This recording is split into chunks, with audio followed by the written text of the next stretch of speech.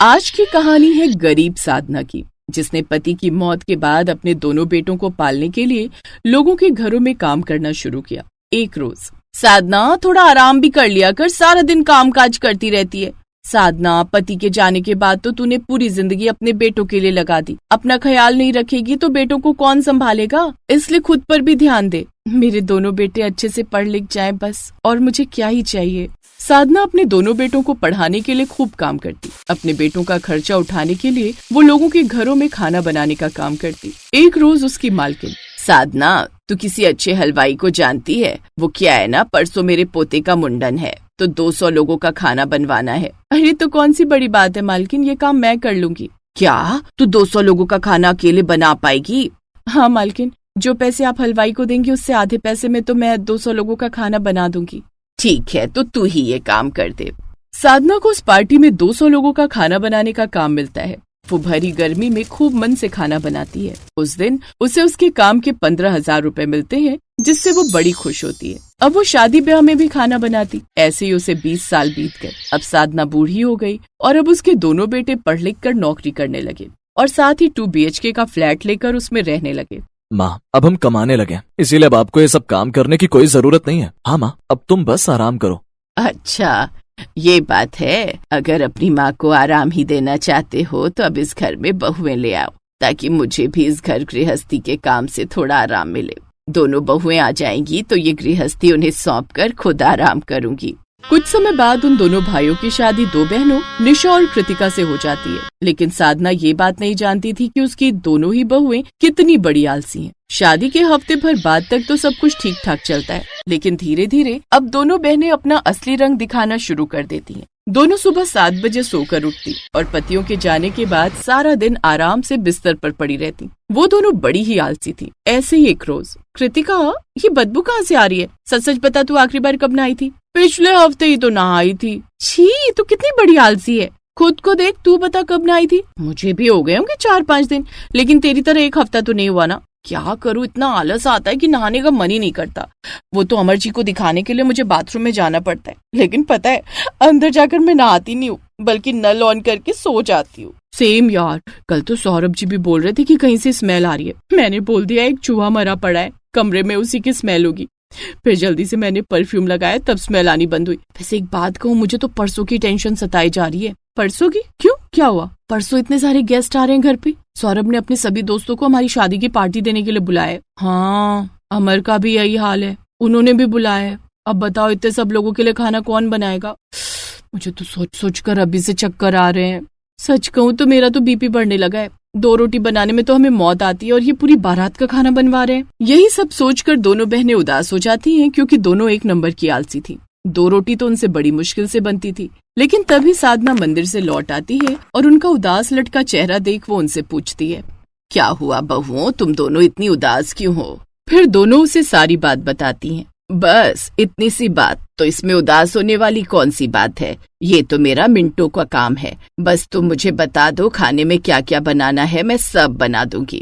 ये सुनकर दोनों बहनें एक दूसरे की शक्ल देखने लगती हैं। साधना की शातिर बहुएं समझ जाती हैं कि उनकी सास एक सीधी साधी औरत है और वो उसका फायदा उठा सकती हैं। दोनों मुंह बनाते हुए कहती हैं, माँ जी 50-60 लोग आ रहे हैं, क्या आप कर लेंगी? हाँ हाँ, सब हो जाएगा। तो मैं क्या कहती हूँ कृतिका, क्यों ना हम अपनी सहेलियों को भी बुला लें? इसी बहाने हमारी तरफ से भी पार्टी हो जाएगी। अब माँ जी खाना बना ही रही है तो सबके लिए बना देंगी ना? क्यों माँ जी? हाँ हाँ, बिल्कुल बना दूंगी। माँ जी आप बहुत अच्छी हैं। अच्छा माँ जी, मेरी कमर में ना सुबह से दर्द हो रहा है, मैं आराम करने जाऊं? लेकिन तेरी तो बर्तन धोने की टर्न थी ना। तो कोई बात नहीं बहू, तू धो ले। मैं तो धो देती माँ जी, लेकिन वो क्या है ना, सुबह से कलाई में बड़ा दर्द हो रहा है। बाम भी लगाया लेकिन कोई असर ही नहीं हुआ। अब ऐसे में कैसे? अगर आप ही। अच्छा ठीक है, कोई बात नहीं, मैं ही धो दूंगी।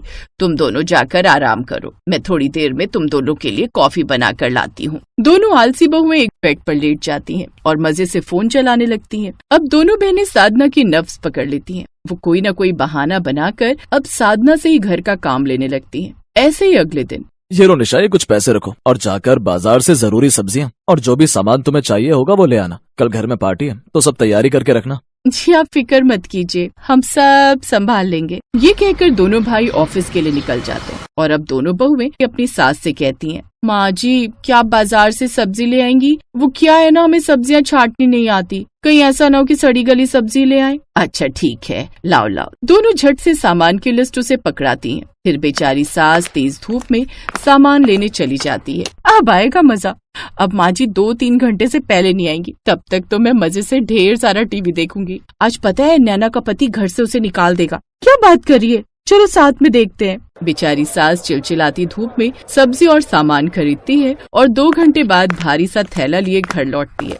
घर आकर वो लगातार घंटी बजाए जा रही थी, लेकिन अंदर दोनों बहुएं अलसाते हुए एक दूसरे से कहती हैं, जान कृतिका दरवाजा खोलना, न जाने कौन है जो इस भरी दोपहरी में चैन से सोने भी नहीं देता। दीदी आप जाओ ना, मुझसे उठा नहीं जा रहा। थोड़ी देर पहले पिज्जा वाला आया था, तब तो बड़ी जल्दी दरवाजा खोलने भागी थी। हाँ तो मैंने कौन सा अकेले ठूसा है, आपने भी तो खाया है और आपने ही कहा था कि कौन दिन का खाना बनाए, ऐसा कर पिज्जा ही ऑर्डर कर ले। फिर कृतिका जैसे तैसे अलसाते हुए दरवाजा खोलने जाती है। अरे माँ जी आप, ओहो वो माफ करना, पेट में दर्द था ना, इसलिए दरवाजा खोलने में देर हो गई। पेट में दर्द तो तूने दवाई ली या नहीं? जी खा ली। साधना थकी हारी अंदर आती है। खाने में क्या बनाया है बहू, बड़ी तेज भूख लगी है। माँ जी मैंने बताया ना, हम दोनों के पेट में दर्द था, इसलिए हमने कुछ भी नहीं बनाया। अभी भी ठीक नहीं हुआ है दर्द, इसलिए आप अपने लिए कुछ बना लीजिए, मैं आराम कर लेती हूँ, शायद ठीक हो जाए। दोनों बहुएं अपने अपने कमरे में आराम करने लगती हैं और बेचारी सास उस दिन भूखी रह जाती है। अगले दिन उनके घर पार्टी थी। दोनों बहुएं अपने मेकअप और ड्रेस की तैयारी में लग जाती हैं और साधना अकेले ही सब काम करने लगती है। माँ जी अगर सब हो गया हो तो मीठे में गुलाब जामुन, रबड़ी, खीर भी बना लीजिएगा, और हाँ खीर में केसर डालना मत भूलिएगा, हम तब तक तैयार हो जाते हैं। साधना लगातार रसोई में काम कर रही थी। उधर निशा और कृतिका आपस में, अब कौन तैयार होकर मेकअप करके साड़ी पहने, इन सब में कितना आलस आता है। तो एक काम करते हैं ना, पार्लर वाली को बुला लेते हैं, घर पर आकर तैयार कर देगी। दोनों बहुएं पार्लर वाली को फोन करके घर पर बुलाती हैं। पार्लर वाली उन्हें तैयार करके चली जाती है। कुछ देर बाद मेहमान आने शुरू हो जाते हैं। साधना ही सबको स्नैक्स और खाना परोसती है। माँ जी हम आपकी हेल्प करवा देते, लेकिन आप जानती है ना हमारा मेकअप खराब हो जाएगा, और हमारी फ्रेंड्स भी आई हैं, तो उन्हें वक्त देना भी तो जरूरी है ना। कोई बात नहीं बहू, तुम अपनी सहेलियों से बातें करो, मैं तब तक तुम्हारे खाने के लिए कुछ लेकर आती हूँ। ये कहकर साधना उनके लिए कुछ लेने चली जाती है। अरे वाह, तुम्हारी सास तो बड़ी अच्छी है जो सारा काम संभाल रखा है। क्या खाक अच्छा है, ये तो हम है जो इन्हें काम पर लगा रखा है, नहीं तो इनका बस चले तो बेटी की कमाई बैठ कर खाएं। एक तो खुद का इतना खर्चा, ऊपर से इस बुढ़िया का खर्चा उठाओ वो अलग। उनकी ये सब बातें साधना सुन लेती है। उसे ये सब सुनकर बड़ा दुख होता है। बिल्कुल सही कहा बहू तूने। वैसे तेरी जानकारी के लिए मैं बता दूं, ये जितना खाना तुम लोगों ने मुझसे बनवाया है ना, इतना खाना बनाने के मैं एक वक्त पर 15 से 20 हजार चार्ज करती थी, और साथ में जो तुम मुझे नौकरानियों की तरह काम करवा रही हो ना, उसके पैसे अलग बनते हैं। रोज तुम्हारे आलसपन के कारण घर के सारे काम मुझे करने पड़ते हैं, जिस कारण कई दिनों से मेरी तबीयत भी खराब रह रही है, लेकिन मैंने उफ तक नहीं की। इतना बोलते ही साधना की तबीयत काफी खराब हो जाती है और वो बेहोश हो जाती है।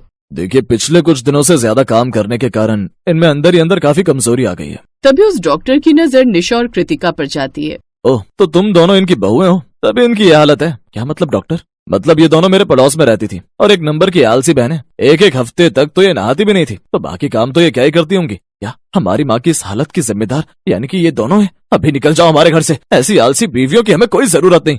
नहीं, हमें माफ कर दो, आज के बाद हम अपना ये आलस त्याग देंगे। अब उन दोनों को अपनी गलती का एहसास होता है और वो दोनों ही अपनी सास से माफी मांगती हैं। साधना का दिल बड़ा था, इसलिए वो भी उन्हें माफ कर देती है और अब दोनों बहुएं सारा आलसपन त्याग कर घर का सारा काम करती हैं।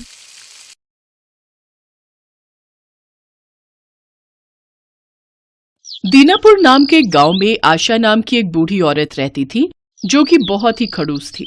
उसके परिवार में उसके अलावा कोई नहीं था। गांव में सभी जानते थे कि अगर हम उससे कुछ कहेंगे तो वो उसका उल्टा ही जवाब देगी। बुढ़ापे की दहलीज पर होने की वजह से उसमें खूब गुस्सा भर गया था और वो लोगों पर खूब चिल्लाती थी। लेकिन आशा देवी खाना बड़ा ही स्वादिष्ट बनाती थी। उसके खाने की खुशबू सबको उसके घर की ओर खींच लाती थी।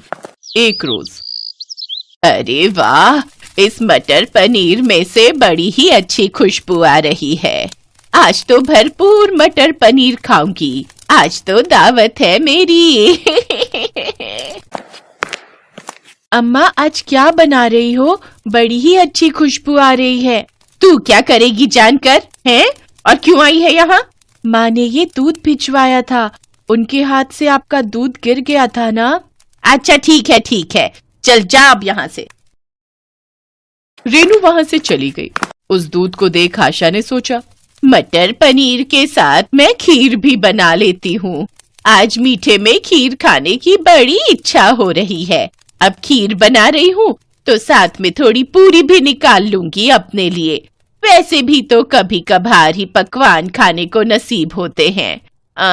लेकिन मावा तो है ही नहीं खीर में डालने के लिए। आशा देवी मावा लेकर घर लौट रही होती है, तभी उसे बिरजू मिलता है।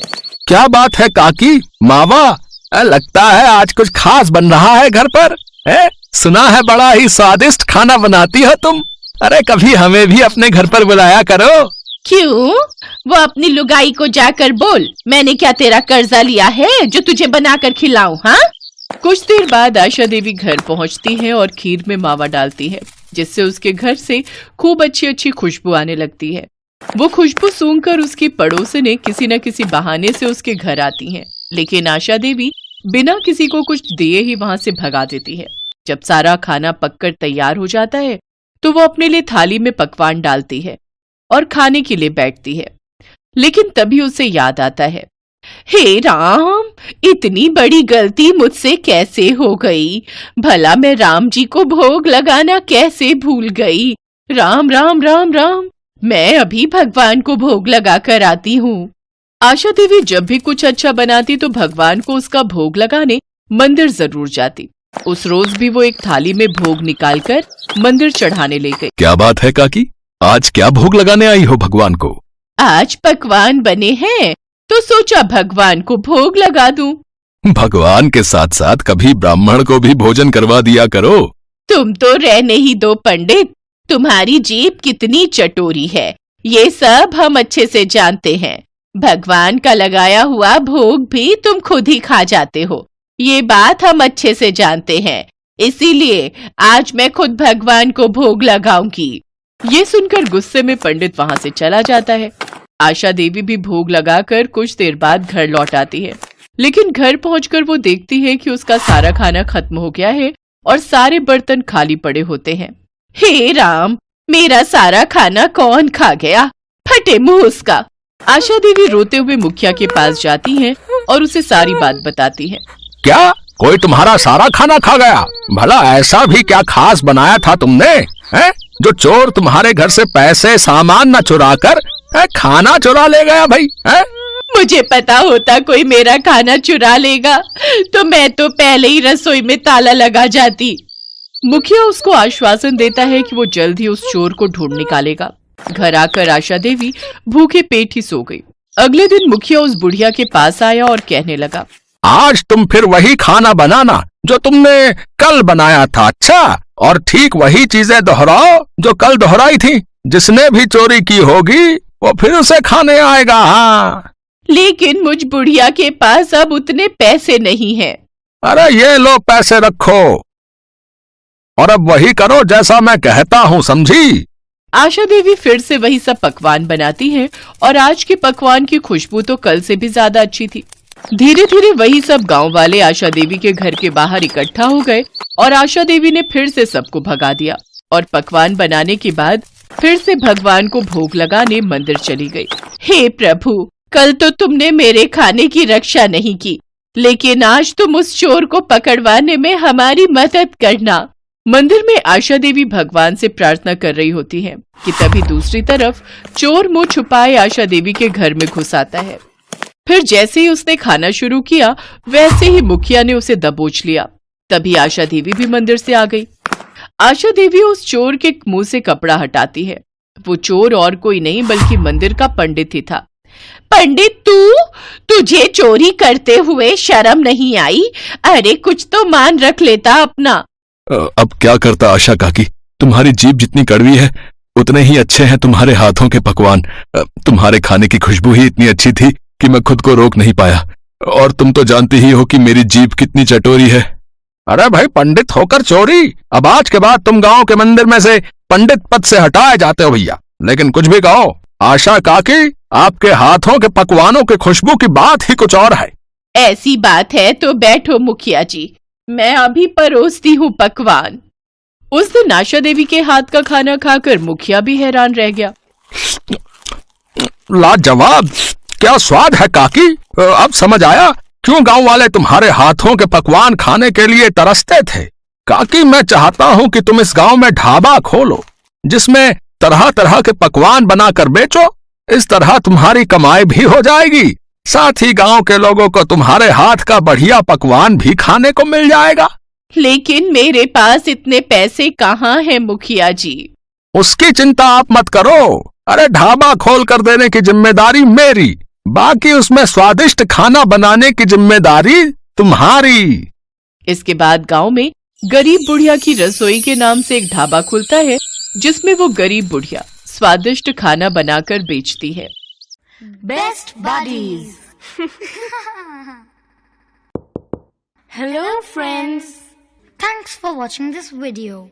अगर आपको ये वीडियो पसंद आया है तो प्लीज लाइक, सब्सक्राइब, कमेंट्स करें इस वीडियो पर, और हाँ, शेयर करना भी ना भूलें। और भी मजेदार वीडियो देखने के लिए नीचे दिए गए बेल आइकॉन को दबाएं। देखते रहिए बेस्ट बडीज।